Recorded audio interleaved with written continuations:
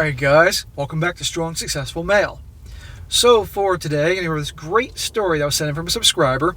This from a guy, sounds like he's in his very early to mid 60s, and he shares his story from 45 years ago, 1979, about his ex-fiancée. And I'm going to say ex here.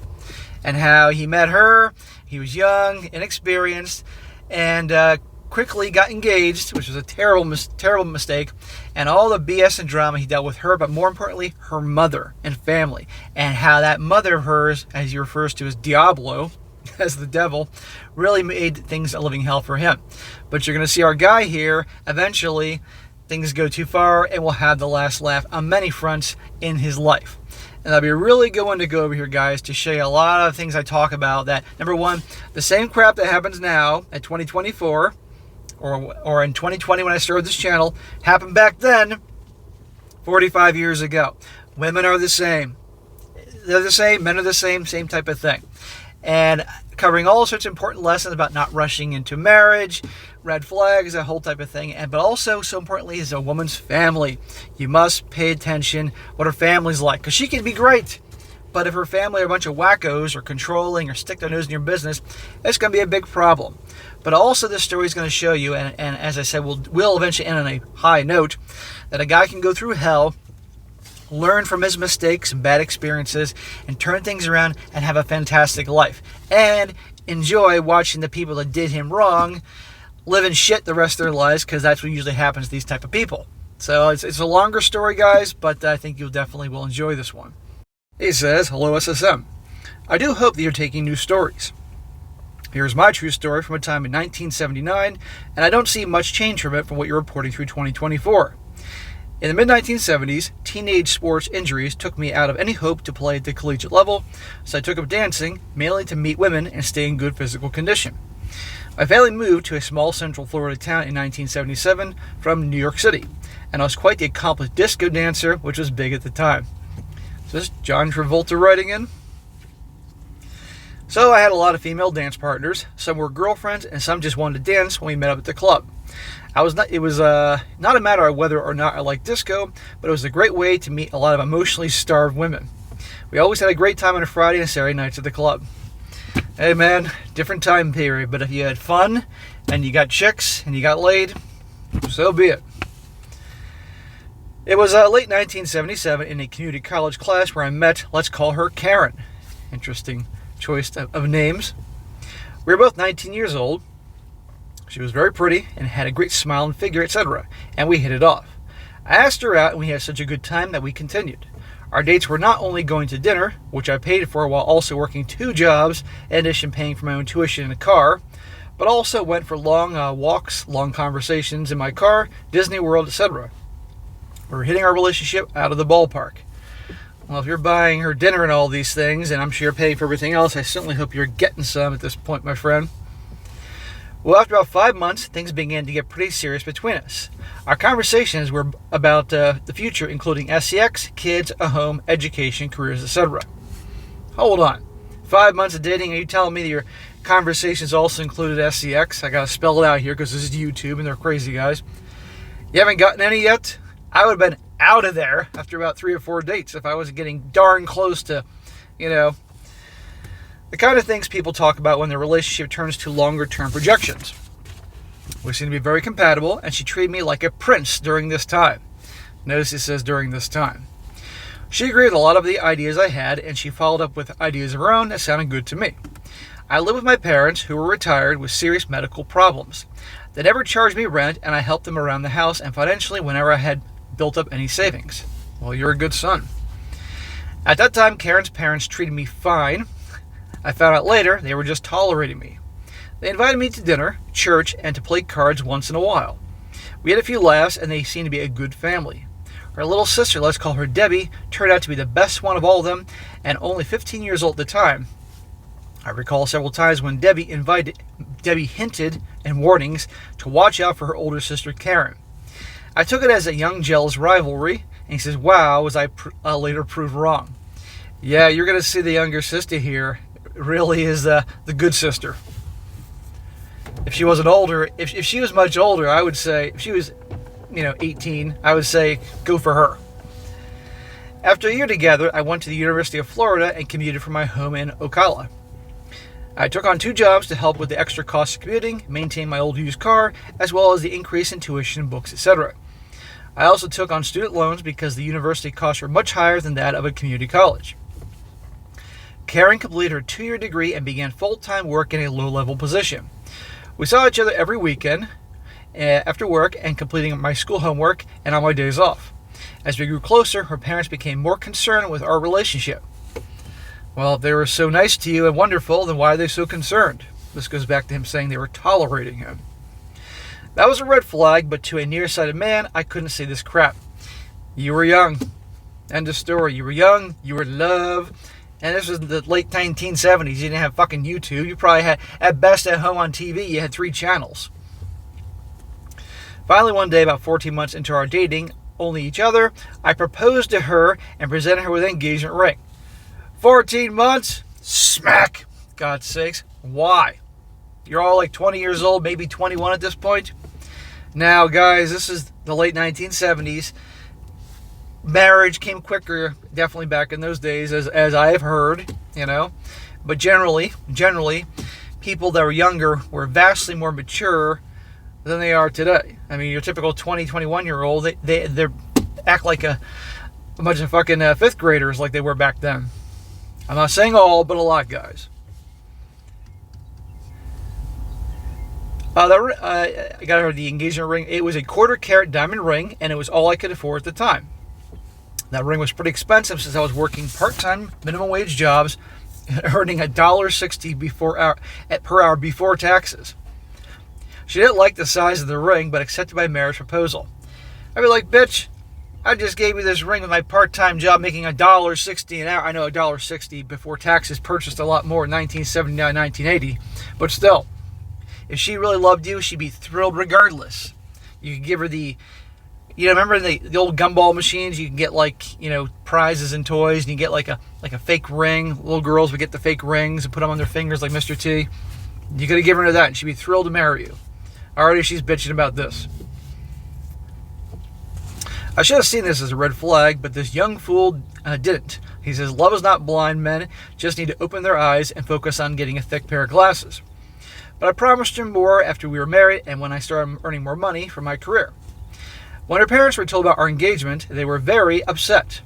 Well, in all fairness, I would be upset on the basis that you guys are too young, have no money, etc. But obviously they were upset because they didn't like you.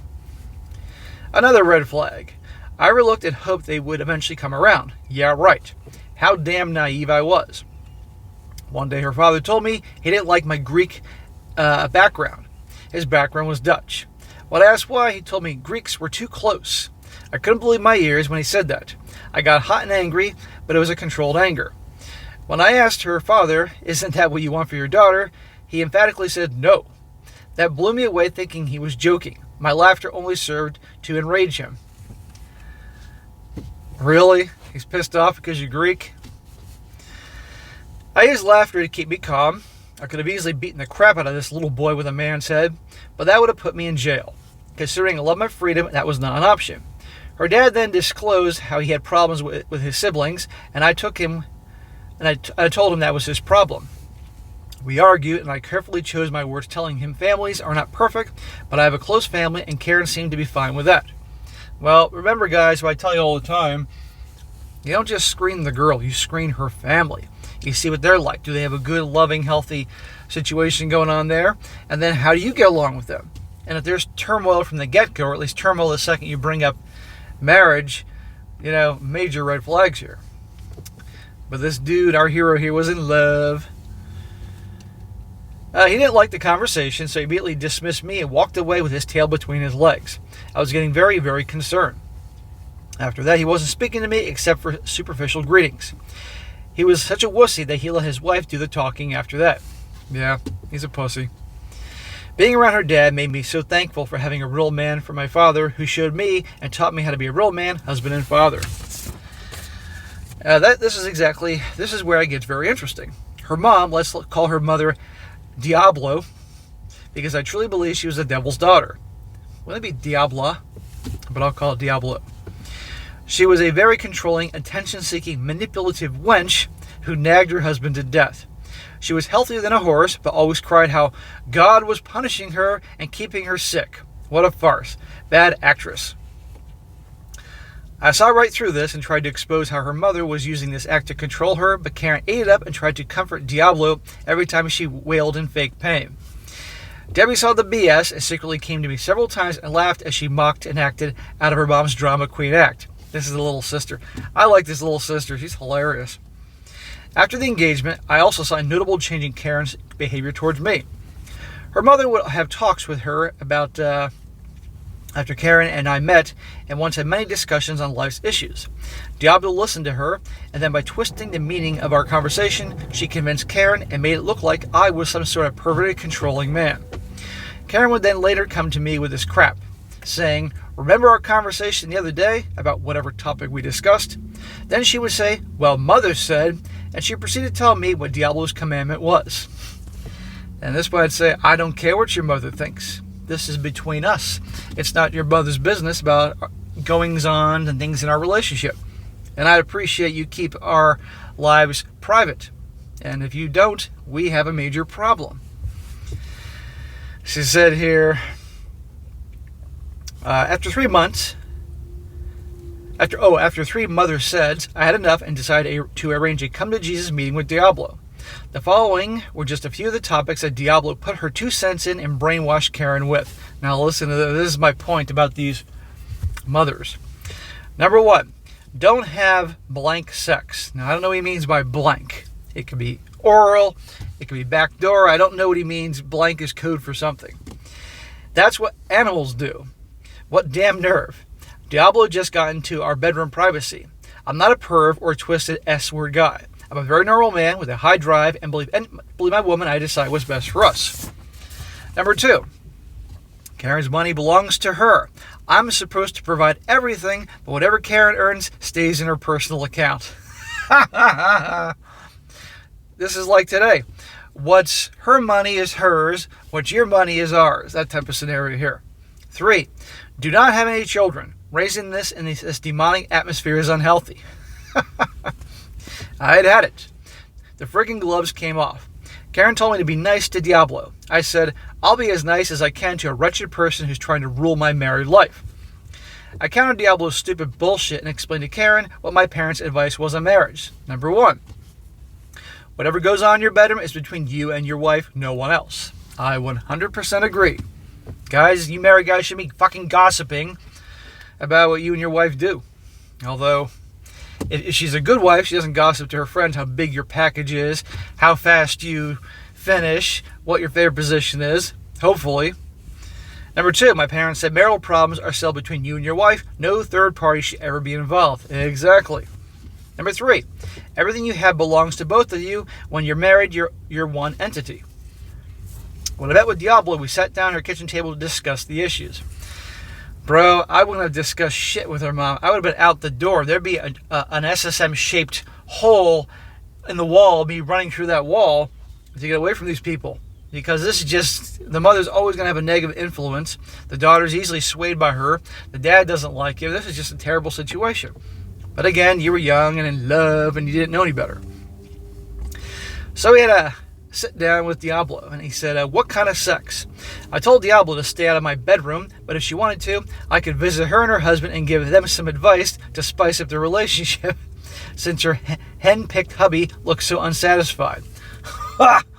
You actually said that to her? Man, you have balls. But then again, you gotta. I also add that her youngest daughter was home alone one day when I arrived early to pick up Karen. Debbie, who was 16 at the time, asked me if I wanted to see what she found in her parents' bedroom. I said, okay. To my surprise, she came out with a XXX porn video with a very explicit cover, and the video's content mattered. I do think the little sister likes you a little bit. When I told Diablo about it, and how extremely kinky that was compared to my bedroom practices, she sat there speechless and stunned. Then she blamed her lame husband, to which I called bullshit. Number 2, Karen's money belongs to her and I'm supposed to be 100% provider. My response to that was, so her money is hers and my money is ours. That's a bunch of crap. What kind of marriage is that? When I told her that I intend to have a prenup that calls for everything in the marriage belongs to me upon divorce, since I'm the 100% provider, you could have heard a pin drop. Oh, I'm sure you could. 3. Do not have kids. I told Diablo she has 2 kids and my family has 7. I love big family and I want a family, and so does Karen. However, after you poisoned her mind, now Karen is reconsidering. Dude, you come from 7? Well, it appears... I've seen My Big Fat Greek Wedding a long time ago. Funny movie for a rom-com. I saw it like 20 fucking years ago, whenever that came out, with my girlfriend at the time. I remember the big giant ass Greek family. I guess that's true. Any Greeks out there? Any Greeks out there? They're watching me now. Whether you're Greek American or you're over in Greece watching me, is that true? I'm curious. The big giant families, all the commotion, maybe cooking shit on the front yard. I'm curious. Anyway, I went over the items she coached her daughter with, and all negative in regards to my conversations with Karen. I concluded and told her that if she and her husband do not want us to get married, then why don't they just say so? It would hurt, but manipulative sabotage is a no way to go. Diablo gave me a very disingenuous apology and claimed that was not their intention. Bullshit. Their intentions were only for the sake of their daughter's happiness. No, I call bullshit on that. I then shut up, and when I pointed out that there are 2 people in a marriage, and happiness goes beyond one person, and how one unhappy party leads to an unhappy and unhealthy marriage, and mostly winds up in ugly, life-changing divorce. All this time, Karen just sat and listened. She may be listening, but pretending to be listening, but she doesn't give a shit. Diablo conceded, especially after being busted by the XXX video. She just did this to give her time to go underground and plot her next move before resurfacing again. A plan that she came up with very soon after our meeting. I learned a long time ago that manipulative fools work on the next plan when they see their current plan is not working. Dude, that is so true. Absolutely. Why didn't I just not tell all of them to fuck off and leave the relationship? There's a good question we're all wondering here. He says, I don't know. I love Karen too much to give it up. Smack! Yeah, well, let's see where that gets you. I'm a fighter, and fighters don't give up that easy. Smart ones do, smart ones do, but dumb, stubborn ones like me stay until their brains turn to mush. Look, I'm all for not being a quitter, guys, but when a situation, I can't think of the words. It's fucking early. It's getting hot in Florida, and it's early, so I'm filming early. When the situation gets pretty bad, there's no point in fighting anymore, then it's time to move on, you know? It says, Diablo's next subversive plan is to destroy a relationship once and for all. A week later, during a conversation between Karen and I, on a date away from her mother, she told me she was taking a week off and flying to Pennsylvania to visit Diablo's family. I didn't think much of it, other than I thought it was a good idea and a good break for me, as college final exams were just around the corner, and I could use this time to stay up later at the university and study with a group. Diablo's plan could not have come at a worse time. So she's getting the daughter away, and now she can work her devil magic. The week went by and I missed Karen. We had no contact since personal cell phones did not exist at the time. Another red flag, I missed since she did not leave me a contact phone number in Pennsylvania. Anyway, she's your fiancée and she can't leave you a fucking phone number or call you. Pay attention to women's actions, guys. She was flying home the next day, and I planned a nice evening date for our first date when she returned. My older brother volunteered to drive the 200-mile round trip to Tampa to pick Karen up so we could have the time to talk and not be distracted by driving. My brother's a great guy, and that's the way my family is. Well, that's great. You got a loyal brother, a good brother, and all that. But 200 miles? Whew. We picked up Karen and started back home. I sat with her in the back seat, and the conversation was not going well at all. She was distant and cold and not at all engaging in the conversation regarding her time with her family. Well, you would think that an engaged gal hasn't seen her guy for a week or so would be just, jumping all over you and excited and happy. No, this is what you get. What does this tell you? Pay attention to people's actions, guys. She looked away several times when I was talking. I was confused and upset as she seemed to be uninterested in seeing and speaking with me. This was very much not like her. She was usually bubbly and happy to see me after we'd been apart for a day, let alone a week without any contact. I started to get that ache in the pit of my stomach that signaled to me that something was seriously wrong. Always trust your gut, gentlemen. And if something is wrong, and she's away for a while. Usually when women behave like this, something's going on. I'm sure a lot of you guys are thinking what I'm thinking. My brother was listening to this conversation. When I spotted him looking at me at the rearview mirror, he rolled his eyes and shook his head. He knew something was going on, but kept quiet as he drove. I was very concerned with her coldness and asked if she was feeling ill. No, she's not feeling ill. She's feeling like a cheater. When she realized I noticed her coldness, she turned to me with a fake smile and she told me she was just tired. I didn't fall for this bullshit, as I've seen that look before at one of her talks with Diablo. I told her, "You've been tired before and didn't fail to ever greet me with tight hugs and kisses and smiles. What's the problem?" She kept dismissing me, and while looking out the car window, she stuck her head, "I'm just tired," more bullshit. All the way home, she avoided making eye contact with me. Oh. Something happened. She cheated. It was a 2-hour drive home that felt like 2 years. During the last hour of the drive, there was silence as she nervously fidgeted with her hands. When we arrived at her home, I took her baggage out of the trunk and followed her in while my brother patiently waited for me. Smack! After the way she's treating you in the car, I'd be like, you can take your own fucking luggage out of the trunk and carry that heavy-ass thing into your house. God's sakes. When I walked into her home behind Karen, I expected Diablo to be all shits and giggles and hugs for Karen. To the contrary, Diablo looked very worried and concerned. She studied Karen and me for a few seconds and then put on a diabolical Cheshire Cat smile. My eyes finally opened as the gastrointestinal juices burned the shit out of my stomach. I did my best to put on a poker face, and while they hugged, I made up an excuse about having to get back to my studies. Before leaving, Karen managed the strength to give me a consolation hug and a peck on the lips. Again, totally out of character for her. There was something seriously all right, but it was not from being tired. You get a little peck on the cheek and a little half-ass hug for the 200-mile round trip or whatever that your brother and you were doing to pick her ass up at the airport. Before I walked out, I told Karen to get a lot of rest because we needed to meet tomorrow and have a discussion. Ooh. Diablo smiled, and speaking for her daughter, she said, "That's fine. Why don't you come here tomorrow night for dinner?" Bitch, I'm not talking to you. I agreed, and that told me all I needed to know and confirmed that this was not going to go well. An older, experienced man like my brother saw this coming, but a young, naive, inexperienced guy like me never gave any regard to all the signs and red flags. Smack! Well, you should have, and you now know. And I'm sure your brother was probably saying some things, but you probably at the time didn't want to hear it. Driving home, my brother felt sorry for me. At 21 years old, I was a very good-looking young man, 6'1", 210, with a good, tight, muscular body and a lot of energy. My brother told me I looked like I just got my ass kicked by a 120-pound girl. I told him it was a tag team match, and I felt like I was handcuffed on my knees and being kicked in the gut by a rookie and brutal professional mule. He said he knew something was bad coming and asked me what I intended to do about it if he was right. I told him I was going to meet with them tomorrow night and talk. We didn't meet with them. Why don't you meet with her? His head snapped back to me, and he demanded, "What? Them? Why them? Why not just Karen?" I answered because this is something I realized was most likely planned by the evil mother of hers. I wouldn't have her witch mother there. Like a scene from The Godfather, my brother leaned over to me and said, "Do you know how they're going to come at you, Michael?" That made me laugh, and I answered, "Yeah, I think so. I know it's not good, but they're not going to shoot me. Not with bullets anyway. It looks like an attempt to divide us.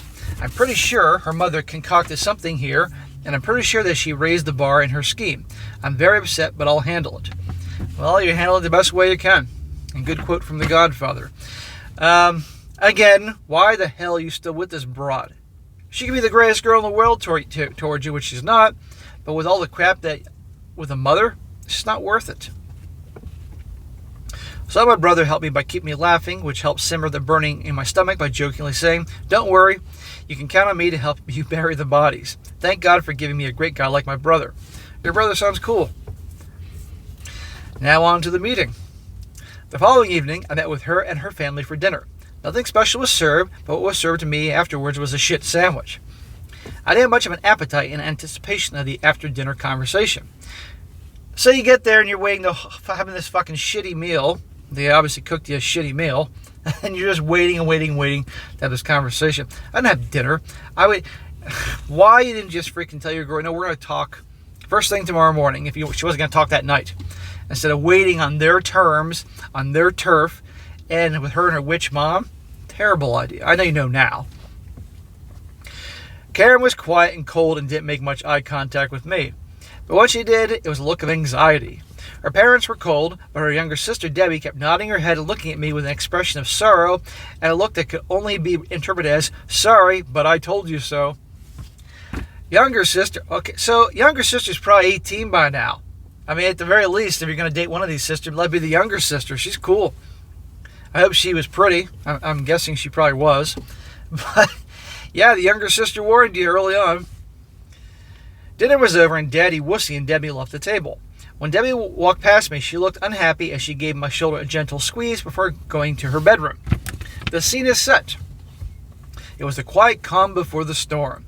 My eyes went to and fro between Diablo, who looked like she was contemplating and measuring her words before initiating the conversation, and Karen, who was fidgety and nervous. Place your bets, gentlemen. What's going on here? Diablo cleared her throat and started with a fake sympathetic statement. And this is her words. This came as a surprise to us, and I hope you understand. We have some news for you about Karen's visit to Pennsylvania. I answered, I gather that much, and from everyone's looks, it appears there may be some bad news for me. Am I all right? Diablo nodded her head, and Karen's eyes welled up with tears. Here we go. Right out of the Hoe Bag Handbook, 1981 edition. It wasn't due to the bad news for me. It was because she didn't like the confrontation and she was upset. Oh, poor her. She's a grown fucking adult. And guess what? There's going to be confrontations, things like that, as an adult. I never gave her a reason to be scared and always treated her with love and respect. Oh, that's a little too much respect. Diablo continued, well, I'll get right to the point. Karen met a young man, and they hit it off so well. I stopped her, and nodding my head, I sarcastically said, really? No kidding. I'm relieved. I thought she was diagnosed with a terminal cancer or something. Met a young man. Shocker. Shaking my head, I then became very serious with controlled anger against Karen. Why would you do such a thing when you're engaged to me, I said. When Diablo tried to intervene, I put my finger in her face and stopped her. Well, it's about fucking time. Don't answer for her. She's a big girl and she can answer for herself. Looking back at Karen, I calmly requested, please explain. By this time, my stomach was in knots. I wanted to stand up and tell them all to fuck off and go straight to hell, but I held back. Smack! Again, another opportunity for you to get out of there in this awful situation, awful family, and awful girl. Nope. But I had to know something. Was it me? What did I do? If it was, I want to be sure to correct my relationship sins so that it didn't happen again with any future relationships. Dude, it's not you. It's them. The mother shipped her off to Pennsylvania, and I guess in that part of Pennsylvania, everybody cheats. I'm from Pennsylvania, so obviously this is a different area than I grew up. Right then and there, keeping it to myself, I concluded it was over between us. No chance of recovery. It hurt, but I wanted to know, and I wanted time to sort this all out. I didn't want to give her the satisfaction of just getting up and walking away. I wanted my pound of flesh. And you earned your pound of flesh, my friend. So guys, I'm going to wrap up part 1 here. We're coming up on half an hour here. And you're going to see more how this whole thing plays out and our hero comes out on top. But it's definitely a really good story, like I said, about a girl's behavior, her family, all that type of thing, and eventually a guy coming out on top. So I will see you guys in a couple hours. Stay tuned.